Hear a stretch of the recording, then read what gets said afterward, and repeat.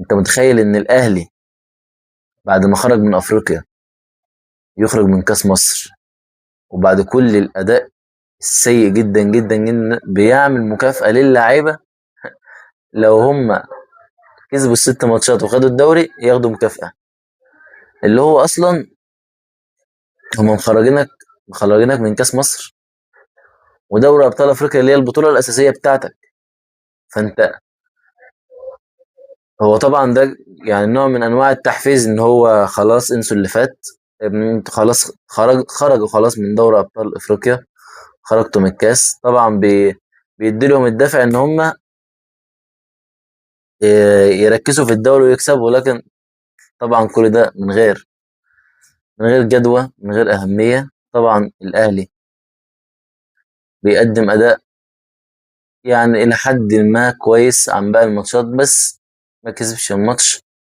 وده اللي الاهلي بيلعب عليه. المفروض ان الاهلي بيلعب كل ماتش عشان يكسب مش عشان يتعادل. طبعا هنكمل بعد كده.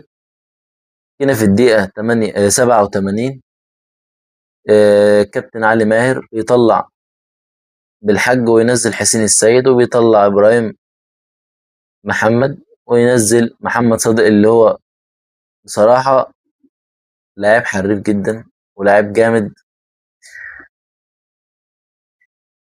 طبعا الدقيقة 88 وكورة كورة غريبة عجيبة بتضيع من نادي سيراميكا. يعني الكورة دي لو كانت دخلت كان خلص الماتش، ولا كانوا هيستنوا بقى لضربة جزاء تتحسب ما تتحسبش، ولسه بالمناسبة هنتكلم عليها دلوقتي. لكن مجمل المباراة مباراة حماسية، مباراة يعني ند بند. السيراميكا النهارده كان ند للنادي الأهلي قوي جدا جدا، وده المتوقع من نادي سيراميكا. لأن نادي سيراميكا مش نادي بينافس على الهبوط أو نادي متوسط، لا ده نادي السيراميكا دلوقتي من النوادي الكبيرة جدا جدا اللي ليها تقل في الدوري المصري. هنكمل. يجي بعد كده الدقيقة 89 برضو فرصة خطيرة جدا جدا من سيراميكا في غفلة من دفاع النادي الأهلي طبعا.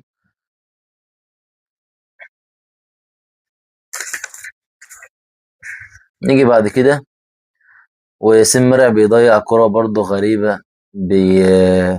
كرة بتتلعب له مش عارف يشوطها خالص، بيتصرف فيها بشكل غريب. طبعا الدقيقة 93 الأهلي ما قداموش حل إن هو يهاجم بكل قوته،